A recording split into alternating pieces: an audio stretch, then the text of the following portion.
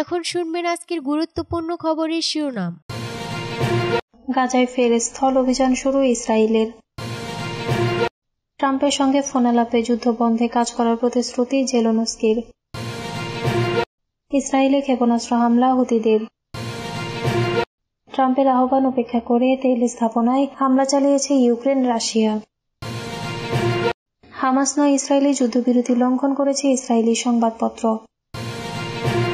যুদ্ধবিরতি issue phone দেওয়ার পর ট্রাম্পকে 1 ঘণ্টা বসিয়ে রেখেছিলেন পুতিন।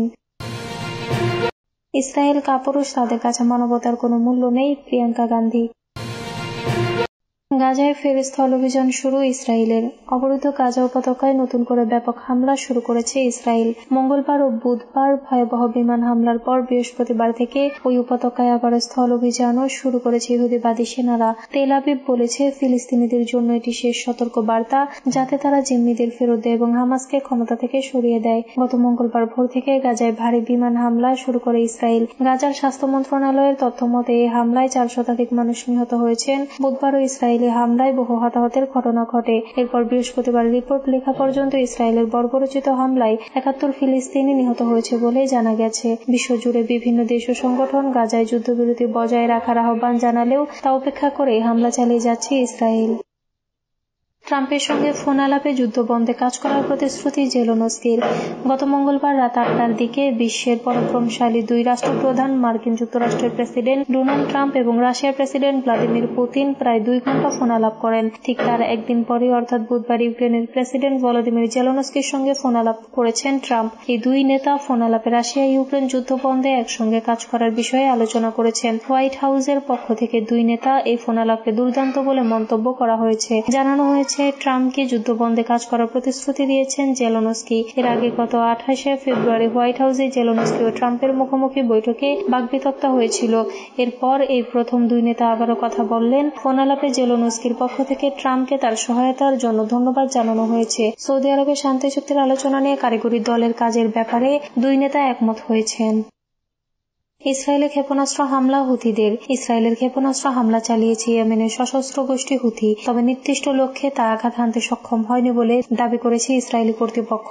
জানা গেছে, ইসরায়েলের বেন গুরিয়ন আন্তর্জাতিক বিমানবন্দর লক্ষ্য করে ক্ষেপণাস্ত্র হামলার দাবি করেছে ইরান সমর্থিত হুথি বিদ্রোহীরা। আর ইসরায়েলের প্রতিরক্ষা বাহিনী IDF দাবি করেছে তারা বৃহস্পতিবার ইয়েমেন থেকে ছোড়া একটি ক্ষেপণাস্ত্র প্রতিহত করেছে। সেটি ইসরায়েল ভূখণ্ডে প্রবেশের আগে প্রতিহত করা সম্ভব হয়েছে বলে জানিয়েছে IDF।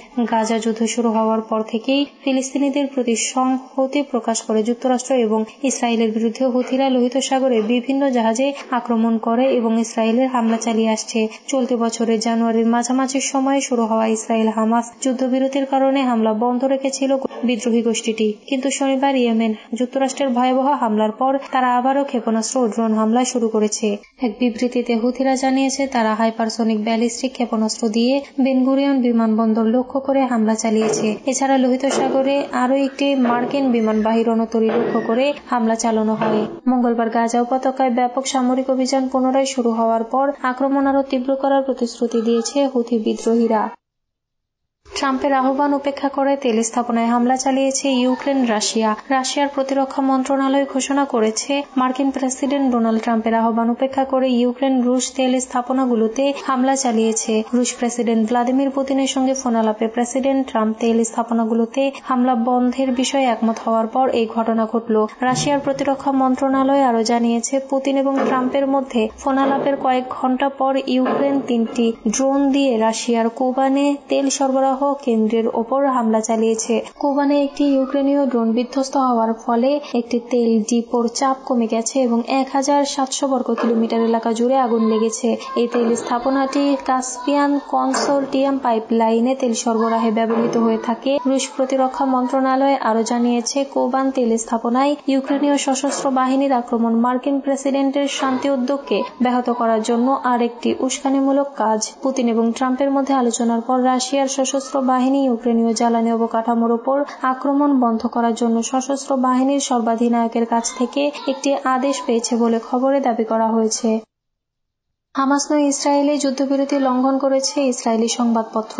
ফিলিস্তিনের গাজা উপত্যকায় নতুন করে ভয়াবহ বিমান হামলা শুরু করেছে দখলদার ইসরায়েল। পবিত্র রমজান মাসে ইহুদিবাদী সেনাদের বর্বরোচিত হামলায় দুদিনে শত শত মানুষের প্রাণহানি ঘটেছে। যুদ্ধবিরতি চুক্তি লঙ্ঘন করে গত মঙ্গলবার থেকে নির্বিচারে এই হামলা শুরু করে ইসরায়েলি বাহিনী। নতুন করে এই হামলার মাধ্যমে গাজায় যুদ্ধবিরতি লঙ্ঘনের জন্য ইসরায়েলকেই দায়ী করেছে ইসরায়েলি সংবাদপত্র হ্যারেটজ।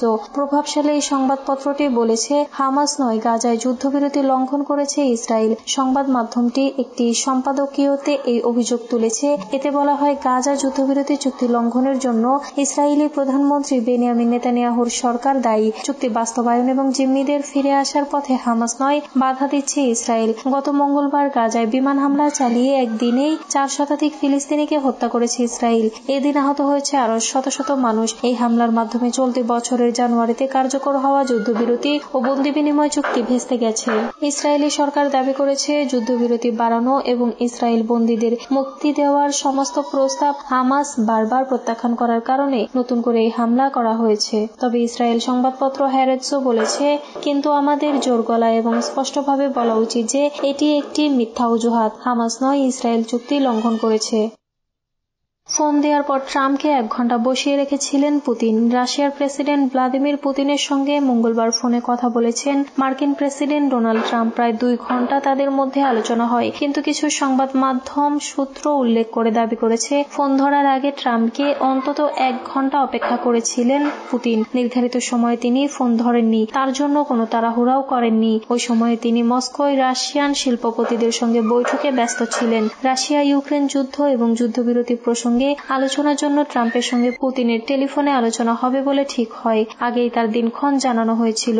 রাশিয়ার সময় অনুযায়ী 2 রাষ্ট্রনেতার মধ্যে আলোচনার সময় নির্ধারিত হয়েছিল মঙ্গলবার বিকাল 4টা থেকে সন্ধ্যা 6টার মধ্যে, কিন্তু ঘড়িতে 4টা বেজে যাওয়ার পরেও পুতিন বৈঠক ছেড়ে বের হননি। শিল্পপতিদের কনফারেন্সে হালকা মেজাজে আলোচনা চালিয়ে যাচ্ছিলেন তিনি। কনফারেন্সে উপস্থিত রাশিয়ার কর্মকর্তারা পুতিনকে তাড়া করেছিলেন, কিন্তু তারপরও তিনি বৈঠক শেষ করার বিষয়ে তাড়াহুড়ো করেননি বলে দাবি।